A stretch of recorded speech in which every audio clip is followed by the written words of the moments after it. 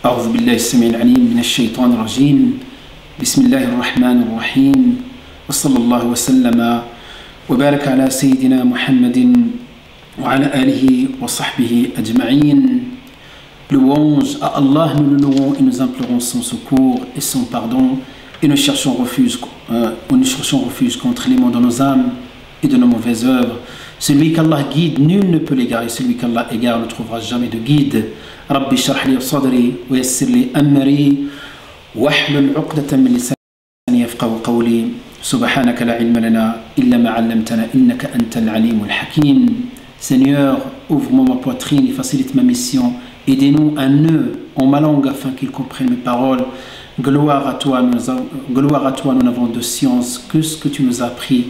Certes, c'est toi l'omniscient et le sage. Mes chers frères et sœurs, chers internautes et téléspectateurs de GML TV, bienvenue dans cette série d'exhortations du mois du Ramadan.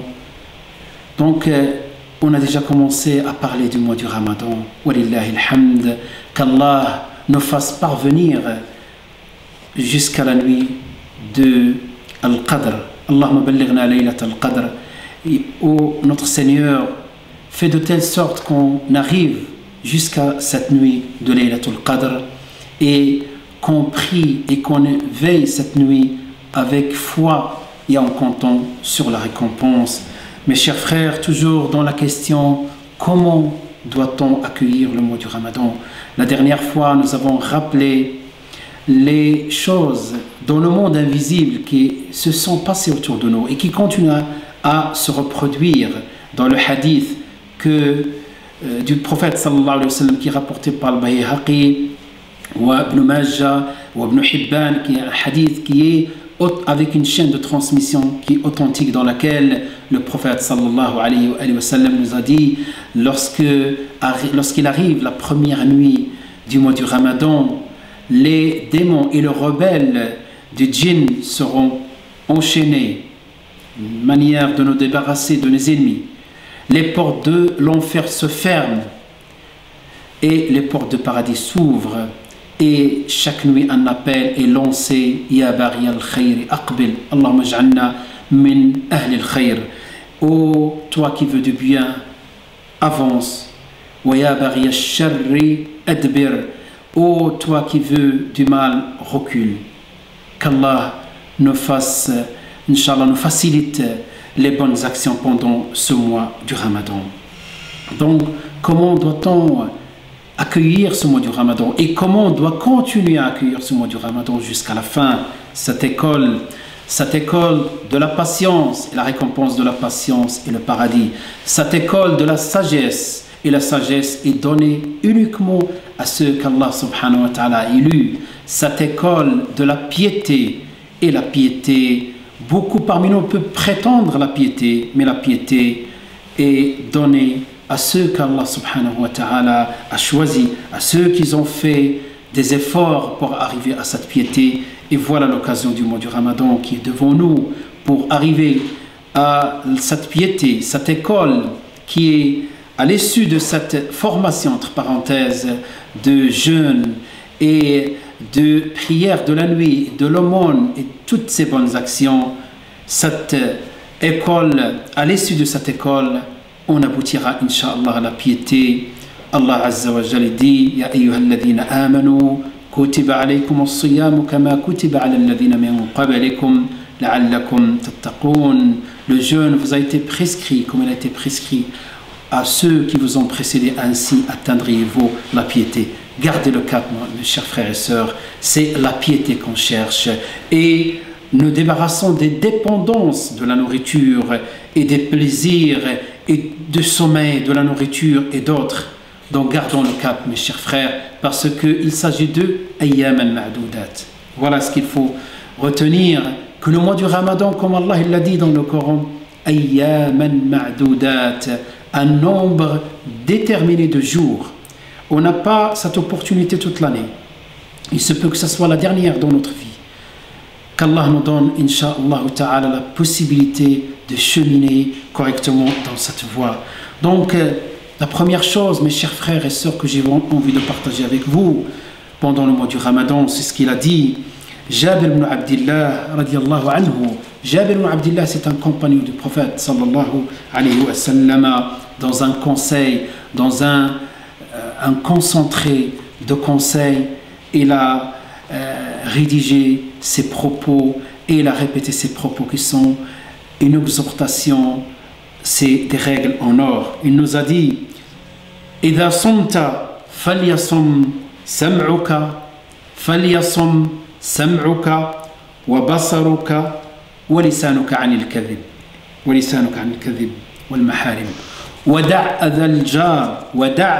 أذى الجار وليكن عليك وقار وسكينة يوم صومك ولا تجعل يوم صومك ويوم فطرك سواء.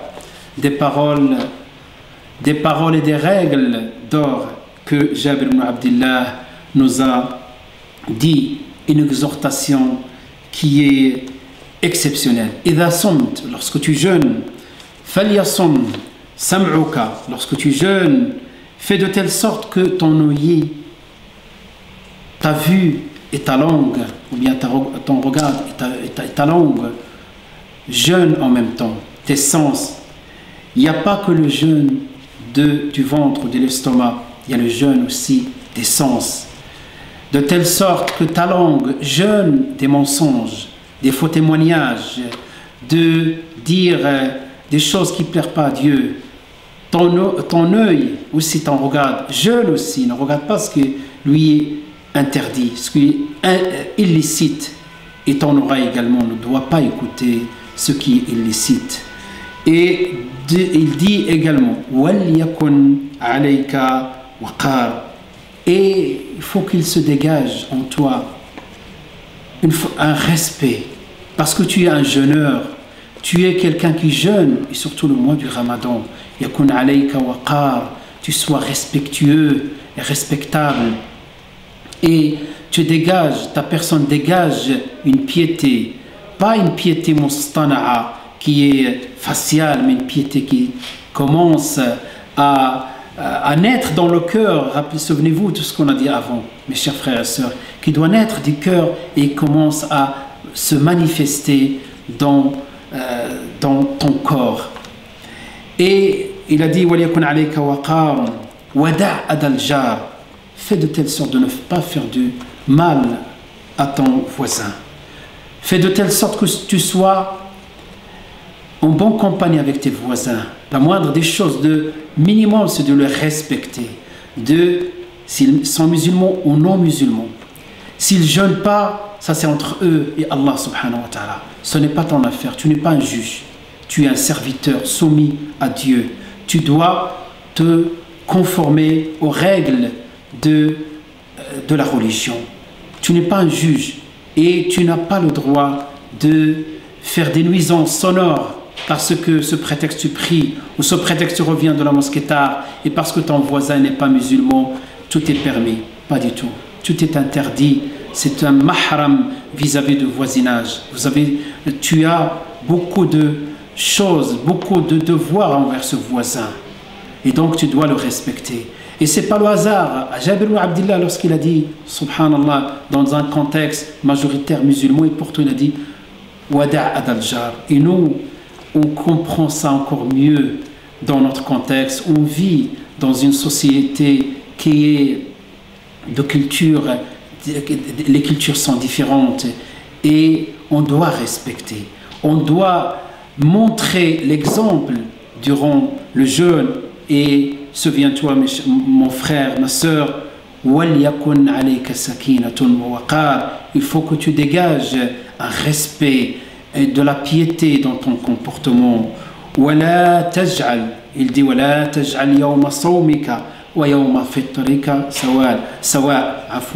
et fais de telle sorte que le jour de ton jeûne, lorsque tu jeûnes, est différent des autres jours. Voilà l'état d'esprit dans lequel tu dois être, mon frère, ma soeur, jeûneur, sa'im, du respect, du retenu, du respect du voisinage, de la piété qui se dégage, qui commence à naître. Il ne faut pas que ça soit artificiel, il faut que ça soit réel, Inch'Allah ta'ala. Voilà le premier point. Le deuxième point, badir bit-tawba. Donc comment accueillir le mois du Ramadan? Première chose, j'ai parlé de l'état d'esprit et je me suis inspiré des paroles de Jabir ibn Abdillah. Deuxième point, badir bit-tawbati as-sadiqa. Donc précipite-toi, fais vite un repentir sincère vers Dieu. C'est ce qu'on va développer la prochaine rencontre. Barakallahu fikum mes chers frères et sœurs.